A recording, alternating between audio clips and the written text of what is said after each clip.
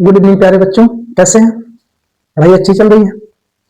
आइए संख्या पद्धति के कुछ और महत्वपूर्ण प्रश्नों के साथ आपको आज बताते हैं कुछ नए रूल्स, कुछ नए ट्रिक्स जो आपको कंपटीशन एग्जाम में प्रश्नों को एकदम सरल तरीके से हल करने में मदद करेगा। आइए लेते हैं आज का पहला प्रश्न। कह रहा है कि 1000 से 5000 तक कितनी ऐसी संख्याएं हैं जो 225 से पूर्णतया विभाजित हैं। तो देखिए सबसे पहले आप क्या करेंगे कि 1000 में 225 से क्या करेंगे, भाग देंगे। तो अब अगर 1000 में 225 से भाग करेंगे तो 4 पूर्णांक आएगा और कुछ शेषफल बच जाएगा। ठीक, और फिर आप क्या करेंगे कि 5000 में 225 से भाग करेंगे और फिर क्या होगा कि 5000 में 225 का भाग करेंगे तो 22 पूर्णांक आएगा। क्या आएगा? 22 पूर्णांक आएगा। उसके बाद फिर दशमलव में कुछ आएगा। तो हम पूर्णांक को लेंगे। अब क्या करेंगे कि इसके बीच की संख्या लेना है तो 22 - 4 बराबर 18 संख्याएं मिलेंगी। 18 संख्याएं मिलेंगी जो 225 से पूर्णतया विभाजित होंगी। ठीक, तो एकदम सरल तरीके से आपको बताया गया है। ठीक, उम्मीद करते हैं कि समझ में आया होगा। आइए लेते हैं दूसरा प्रश्न।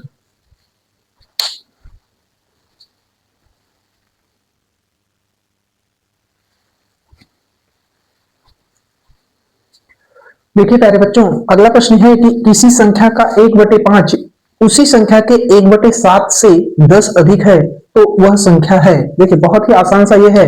अगर हम कहें कि वह संख्या मान लीजिए x है, वह संख्या क्या है? x है। तो x माना संख्या क्या है? माना संख्या x है। तो अब क्या कह रहा है कि x का 1/5, x का 1/5 इसी संख्या के 1/7, x के 1/7 से 10 अधिक है। क्या है? अधिक है। तो प्यारे बच्चों देखिए कि x/5 माइनस x/7 बराबर होगा 10 के। क्योंकि यह बड़ा है, यह छोटा है और यह कितना बड़ा है? तो 10 बड़ा है, 10 अधिक है। तो इसमें से अगर इसको हटाएंगे तो 10 बचेगा। इसको सॉल्व करेंगे, 10 7 का इसमें गुणा कराएंगे तो 7x माइनस 5 का इसमें गुणा कराएंगे तो 5x बटा 7 बचे 35, 7 बचे 35 इक्वल टू 10। अब यह यहां जाएगा तो गुणा हो जाएगा और 7x में 5x हटाएंगे तो 2x बराबर 350 और x बराबर 350 बटा 2। तो x बराबर 2 × 2, 2 × 14 और 2 × 5 10, अर्थात वह संख्या जो होगी वह 175 होगी। संख्या क्या होगी भैया? 175 होगी। उम्मीद करते हैं कि आपको यह सवाल समझ में आया होगा, यह प्रश्न आपको अच्छे से समझ में आया होगा। ऐसे ही प्रश्न कंपटीशन एग्जाम में पूछा जाता है। ठीक, लेते हैं दूसरा प्रश्न।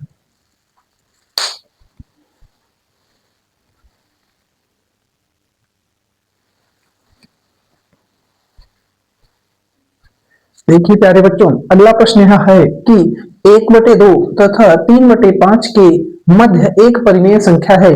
तो देखिए जब दो संख्याओं के बीच एक अन्य परिमेय संख्या निकालना होता है तो तरीका तो यह है कि दोनों संख्याओं को जोड़कर और फिर बटा 2 कर दीजिए तो उसके बीच का एक परिमेय संख्या आ जाता है। जैसे देखिए मैं यह कहूं कि 3 और 5 के बीच एक परिमेय निकालिए, एक परिमेय संख्या बताइए।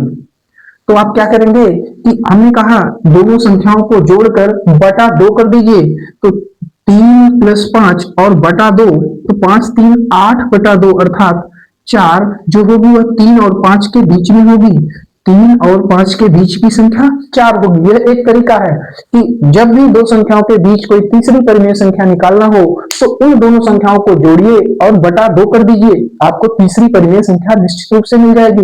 लेकिन कई बार क्या होता है कि ऑप्शंस में वह वाला ऑप्शन नहीं दिया गया होता है जो आप संख्या निकाले हुए होते हैं।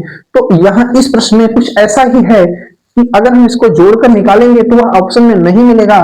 तो इस तरीके से क्वेश्चन को जब सॉल्व करना होता है तो हम ऐसा भी एक तरीका होता है कि 1/2 तथा 3/5 के बीच एक परिमेय संख्या निकालना है, एक परिमेय संख्या निकालना हो तब क्या करेंगे कि 1+3 इन दोनों के अंश को जोड़ दीजिए और बटे में इनके हर को भी जोड़ दीजिए तो आ जाएगा 3 1 4/5 2 7 और यह इन दोनों के मध्य की संख्या है। तो कहेंगे आप कि सर ये कैसे हो सकता है? देखिए इसका तरीका यह है कि 1/2 है, इसको आप अगर दशमलव में ले जाएंगे तो 0.5 होगा और फिर अगर आप 3/5 है और इसको आप दशमलव में लेंगे तो ये 0.6 हो जाएगा। लेकिन अब जरा देखिए हमने जो लिखा है 4/7 अगर इसको हम लेंगे दशमलव में तो क्या आ जाएगा कि 7×5 = 7×35 और 5 बचा फिर 7×7 = 49 अर्थात आप इसको लिखेंगे 0.57। अब आप बड़े ध्यान से इस बात को समझ पा रहे होंगे कि ये जो 0.57 संख्या आई है यह 0.5 से तो बड़ी है लेकिन 0.6 से छोटी है अर्थात 0.5 is greater than 0.7 sorry 0.5 greater less than 0.57 less than 0.6।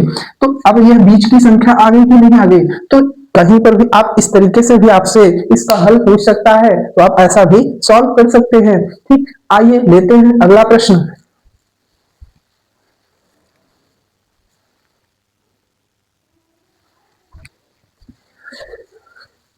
देखिए प्यारे बच्चों एक और बहुत ही प्यारा सा प्रश्न है और ये यूपी कांस्टेबल की परीक्षा में प्रश्न आया हुआ है और भी कई बार ये कंपटीशन एग्जाम में पूछा गया, एसएससी जीडी में भी पूछा हुआ प्रश्न है। ऐसे दिखने में तो आसान सा है कि हाँ हमको ऐसे फ्रैक्शंस दिए गए हैं इनको हमको जोड़ना है, लेकिन आप जोड़ने के लिए आप इसमें चले जाएंगे इसके हर को इक्वल करेंगे तब कहीं आप जोड़ पाएंगे तो ये आपके लिए बहुत ही टाइम टेकिंग हो जाएगा, बहुत ही समय ले लेगा। तो इसको शॉर्टकट में ऐसे प्रश्न को कैसे सॉल्व करते हैं देखिए कि दिया गया है 1/20 प्लस 1/30 और प्लस 1/42 प्लस 1/56 प्लस 1/72 प्लस 1/90। अब इसको आप कैसे जोड़ेंगे? देखिए बहुत ही शार्ट तरीके से जोड़ने का तरीका तो यह है कि इसको आप 1/4 गुणा 5 लिख सकते हैं प्लस 1/5 गुणा 6 लिख सकते हैं प्लस 1/6 गुणा 7 लिख सकते हैं प्लस 1/7 गुणा 8 लिख सकते हैं प्लस 1/8 गुणा 9 लिख सकते हैं प्लस 1/9 गुणा 10 लिख सकते हैं। तो कहेंगे आप कि सर हाँ इतना तो कर सकते हैं। अब आइए देखिए इसको लिखेंगे 1/4 माइनस 1/5। जब इसको हल करेंगे तो यही आएगा। कैसे देखिए 5 × 5 4 × 4 5 में से 4 घटाएंगे तो 1 और बटा 4 पंचे 20 आने वाला वही है। प्लस इसको भी अलग करिए 1/5 plus 1/6 1/5 minus 1/6 plus 1/6 minus 1/7 plus 1/7 minus 1/8 plus 1/8 minus 1/9 और प्लस 1/9 माइनस 1/10। ठीक, तो अब देखिए कि यह 5 1/5 प्लस में है और 1/5 माइनस में, इससे ये कटेगा, इससे ये कटेगा, इससे ये कट जाएगा, इससे ये कट जाएगा और इससे ये कट जाएगा। आपका बचेगा 1/4 माइनस 1/10 और इसका एलसीएम आप 20 करेंगे, 4 पंचे 20, 10 दूना 20 अर्थात 5 में से 2 घटाएंगे तो 3/20 आपका आंसर आ रहा होगा और 3/20 विकल्प सी सही है। तो उम्मीद करते हैं आपको बहुत ही आसानी से समझ में आ गया होगा यह प्रश्न। अब आप इसको गलत नहीं करेंगे, जैसा भी लगे कमेंट में जरूर बताइएगा। ठीक, तो इसको नोट कर लीजिए, ऐसे प्रश्न बहुत ही पूछे जाने वाले प्रश्न हैं, कंपटीशन एग्जाम में कई बार पूछे गए हैं। ठीक, हम लेते हैं अगला प्रश्न।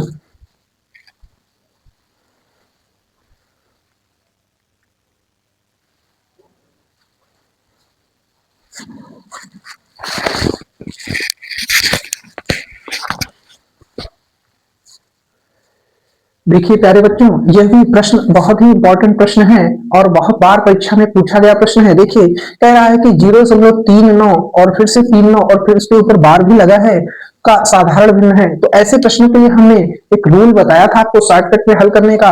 देखिए 0.39 और 39 है और इन दो अंकों के ऊपर बार लगा हुआ है। तो सबसे पहले आप क्या करेंगे, जिन दो अंकों के ऊपर बार लगा है उन दो अंकों के नीचे जितने अंकों पर बार लगा है उतनी बार हम 9 लिख देंगे और फिर जितने अंकों पर बार नहीं लगा है उतने हम 0 लगा देंगे और साथ में जिन अंकों के ऊपर बार नहीं लगा है उनको हम क्या करेंगे, घटा देंगे इसमें से, तो बार हट जाएगा।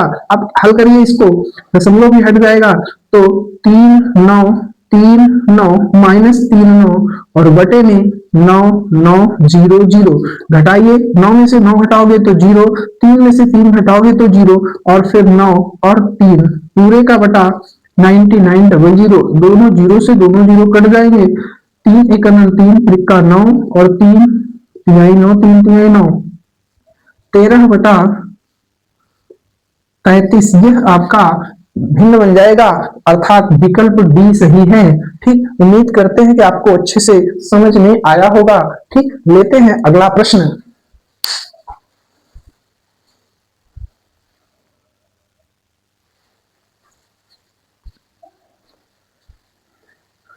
देखिए प्यारे बच्चों, एक और महत्वपूर्ण प्रश्न है, और ऐसा प्रश्न एग्जाम में बहुत बार पूछा जाता है कि दो संख्याओं का योगफल 40 है और उनका गुणनफल 375 है, तो उनके व्युत्क्रमों का योगफल क्या होगा।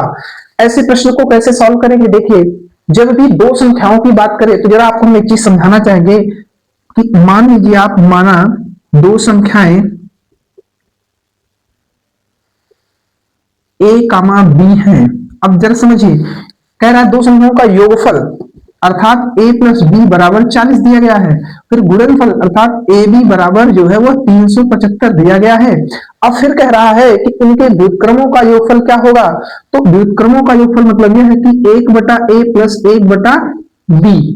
भाई व्युत्क्रम क्या होगा, a का व्युत्क्रम 1/a और b का व्युत्क्रम 1/b।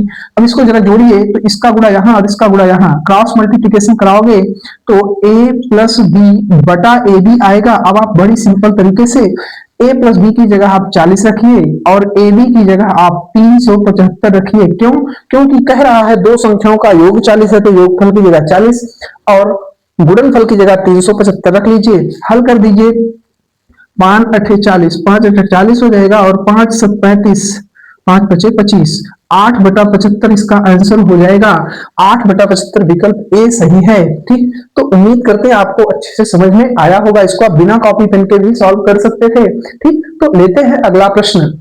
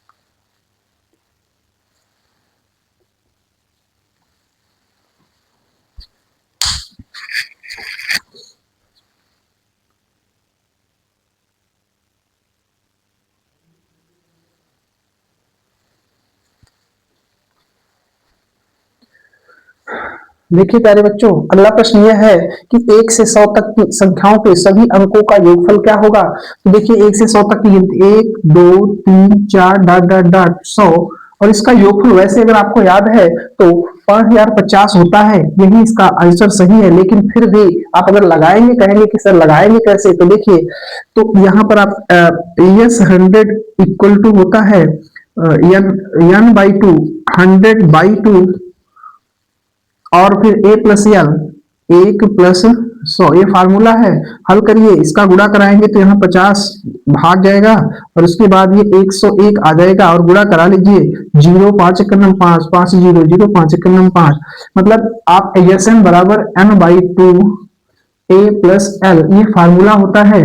यहाँ पर l अंतिम पद है, a प्रथम पद है, n पदों की संख्या है। ठीक, तो इस फार्मूले की सहायता से भी आप इसको लगाएंगे तो 5050 1 से 100 तक की सभी संख्याओं का योगफल होता है। ठीक, आइए लेते हैं अगला प्रश्न।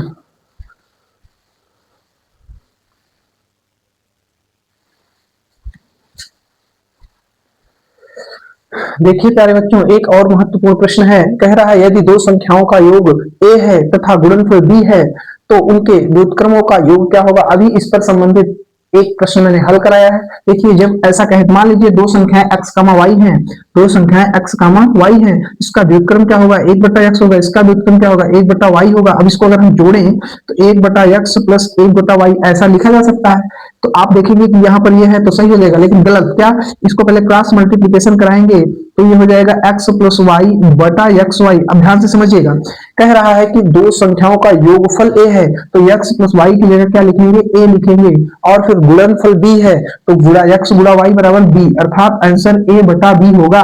विकल्प सी सही होगा। ठीक, उम्मीद करते हैं आपको अच्छे से समझ में आया होगा। आइए लेते हैं अगला और अंतिम प्रश्न आज के डेट का।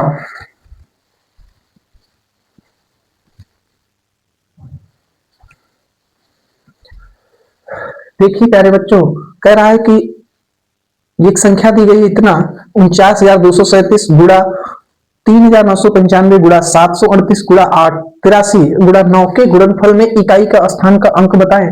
तो आप इसको गुणा करने जाएंगे तो बहुत लंबा समय लगेगा और आप पूरा टाइम जो है इसी में स्पेंड कर देंगे, लेकिन ऐसा नहीं करना है। इकाई का अंक पूछ रहा है तो आप देखिए, इसका इकाई का अंक लीजिए गुणा इसका इकाई का अंक लीजिए गुणा इसका इकाई का अंक लीजिए गुणा इसका इकाई का अंक, और फिर भी अगर इसमें कहीं भी 5 और 2 आ जाए, पूरे गुणनफल में कहीं भी 5 और 2 आ जाए तो यह समझ लीजिएगा कि इकाई का अंक शून्य होगा। तो हम इसमें ऐसे बता दें कि इकाई का अंक शून्य होगा, कहेंगे आप 5 तो दिख रहा है सर, लेकिन 2 नहीं दिख रहा है, तो 8 तो है, 8 का फैक्टर करेंगे तो 2 तो मिल जाएगा ना। तो कहीं भी अगर पूरे गुणनफल में इकाई के स्थान पे 5 और 2 आए, या फिर 5 और 4 आए, या फिर 5 और 8 आए, तो उसके गुणनफल के लास्ट में इकाई का अंक शून्य ही होता है, अर्थात आप गुणा कर लेंगे। देखिए 8 पंचे 40, अब 40 का हिस्सा में गुणा करते जाएंगे जो भी आएगा, लेकिन इकाई का अंक क्या होगा, इकाई का अंक क्या होगा, इकाई का अंक शून्य आएगा। ठीक, तो यहाँ पर ये उत्तर सही हो जाएगा। ठीक, ऐसे ही महत्वपूर्ण प्रश्नों को लेकर अगले वीडियो में मिलते हैं। ठीक, तब तक के लिए थैंक यू।